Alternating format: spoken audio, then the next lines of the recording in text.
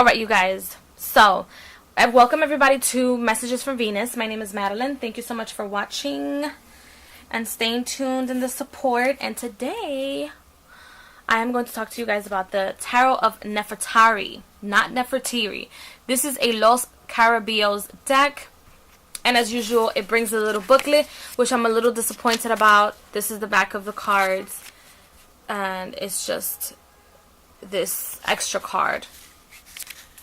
And the reason why I'm so disappointed in it, not because it has different languages and spreads, which you can do, but I'm disappointed because if you're going to have a tarot deck, right, that has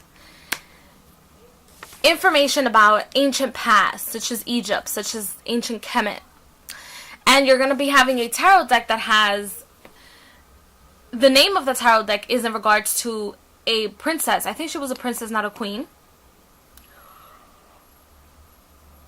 Oh, excuse me. About a princess that nobody really knows about. You would think they would have more information other than this, and they would have more information about the time. You know, they would give you a chunky book. And I'll show you guys the symbolism, and some of them are very different from the regular tarot, from the regular Rider-Waite. So that was a little disappointing that this deck does not have a book. But Nefertiri is not the Queen of Egypt. Nefertari is not the Queen of Egypt, Nefertiri, okay? They're different. So Nefertiri was known as the bride of Ramesses II, the pharaoh of, I can't read Roman numerals, dynasty, and one of the greatest kings of Egypt. During her life, she witnessed the maximum expansion of the Egyptian empire. Far from being just the wife of the king, she had an active part in the temporal government of the kingdom. Ramesses worshipped her, calling her the charming queen and the sweetest love. When she died, he built for her a beautiful sepulchre that arrived almost intact in her time. Inside the sepulchre, the fascination and even the mystery of the Egyptian culture conserved through the objects that belonged to the queen. This deck tries to repropose the atmosphere and the symbology so loved by Nefertari, light of Egypt and symbol of the most beautiful aspects of the civilization. Now, you read that and you would think they're talking about Nefertiri, the spirit that I work with. They're not. They're talking about Nefertari, and she was a queen, but she was married to Ramesses. So, I'm going to do the walkthrough. Actually, this is the back of the card. I don't know. It just feels like they should have had more information in regards to the who they worshipped, their past, symbolism. Because for this deck, I'm going to order, which I already have on my wish list, symbolism of ancient Egypt, so that I can understand. Because let's say for whatever reason I turn the card over, and let's say my eye or my third eye tells me, you know, this is the symbol that you have to look at, this right here. I don't know what the fuck that means, okay? So I would have to get in tuned with the deck more. Now, I've already done readings with this deck, and it's absolutely fucking fantastic. I have no regrets of buying it. This is one of those decks that is a little bit more expensive than the norm. That is the Temperance, and it, as all the Los Carabios decks, it comes with different languages. Oh, different languages up here. Roman numerals, not in all the cards, but this is the Six of Swords. It has the number 6 right here. Oh, let me put it so that it's not so together. And the imagery is sometimes the same. Like, for example, this is 6 of Pentacles. Usually you have 2 people and they're balancing things out. This imagery does not show that. So if you are not a quote-unquote intuitive reader, or someone who has to have the Rider-Waite-Smith imagery in the deck, in your decks, then this might not be it for you. And the main language in this one is Spanish, I think. El Mato? No.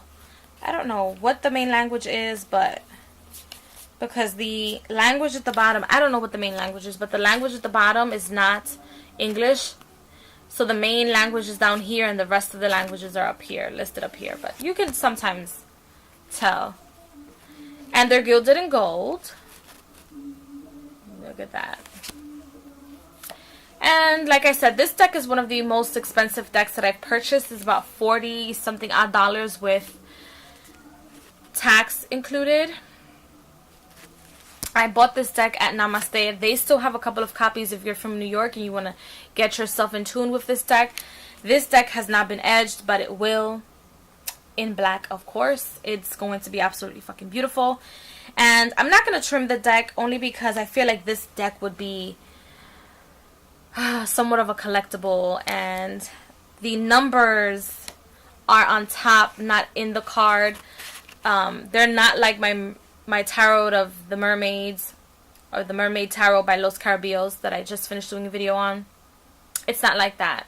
So I'm not going to trim the top. I'll just edge them in black. But look at this. Look at the world. And again, this world is not your traditional world card. This world card does not have the face of the lion or anything like that, but I'm assuming, see this symbolism right here, this symbolism here, this one here, and this one here will probably add up to the faces of the entities or imagery missing in the world card. But of course, if you don't know the tarot, you probably would not know that, because this book does not have a companion, this tarot deck does not have a companion book with it. But I feel like that's my only regret. Other than that, the deck is absolutely fucking gorgeous. Absolutely fucking gorgeous. Oh my gosh. Because it really pulls you into the world of what Egypt was back then. And the abundance that they had back then. Isn't that funny? It's 4 of Pentacles. It really, really does pull you in. It really, really does.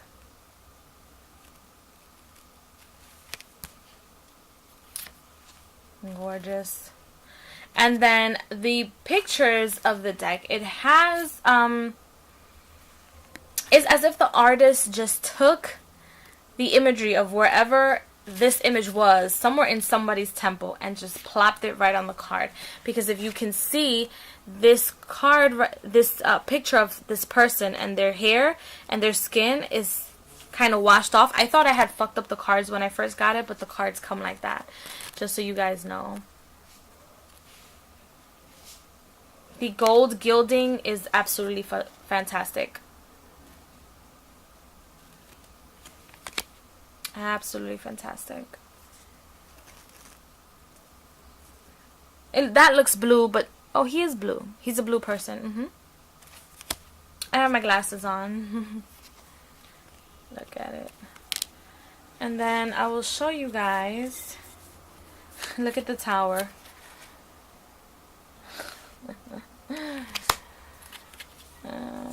Let me see. Oh, look at my art. So you'll see, you can kind of depict certain things. And I'm surprised that they don't have, let me see, who did they put as Justice? Because I just realized that after like all the readings that I've done, because I think I did the yearly readings with this deck.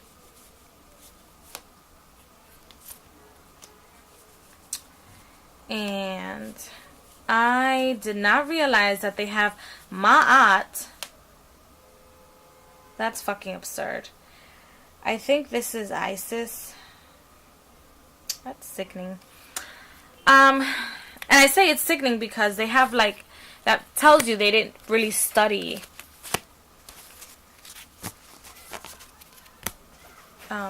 Egypt, or maybe they did and they just did it on purpose. They have, I think this is Isis, and they have Isis as La Justicia, or the Justice card.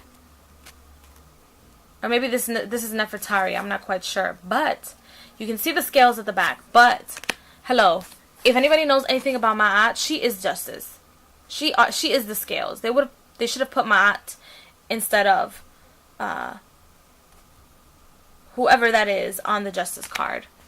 And this is another one of the situations. I know that Egypt has nothing to do with with the well, let me take that back. It does actually. I forget the story of Moses in the Bible and how the word God or the name of God is spelled within the Wheel of Fortune. It's exactly how it's spelled in the Bible. And they don't have that here. This is another one of those symbolisms that is missing. The snake isn't there, and the Wheel of Fortune was changed to the wheel. And as you guys can see, not all of the cards or the backs of the cards are gilded in gold. This one is red. And this is the Ace of Swords. Very different. Like, it has the swords and you can kind of tell what the imagery is, but not always. And I'm trying to, okay, this is the Ten of Pentacles, so that you guys can see the cards when they're together. The reason why I love this deck is because even though it has all these imageries that might not be understandable, you might not be able to understand them, if you put the cards together and you have somewhat of a spread, you can tell the story. And that's very important to me in decks that still use the Rider-Waite-Smith, you know, the Rider-Waite-Smith, they're Rider-Waite-Smith clones, but oh, this is a better view of everything. Oh my goodness. They still use the Rider-Waite-Smith system, but they changed certain things. You can tell there's still a story here. And in some decks, like, it's one of the reasons why I would not purchase the Marielle Tarot, because she uses the Rider-Waite-Smith names, but I would not be able to tell a story with the imagery. To me, the Marielle Tarot would have been better off as an oracle card. I mean, the deck is fucking fantastic. It is beautiful. It's absolutely gorgeous. But it's not something that I would purchase unless somebody buys it for me, and unless Spirit is like, you need to work with this deck. We really want to read with this deck through you, or my higher selves, or whatever you want to call it. But I really love it because you can tell the story. You can tell it like I can do a reading. The Queen of Swords.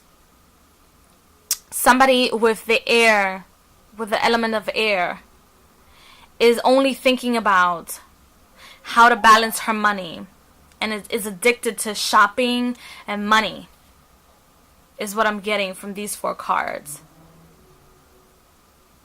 That's the only thing on her mind, is how to be on top with her money and how to be organized with money.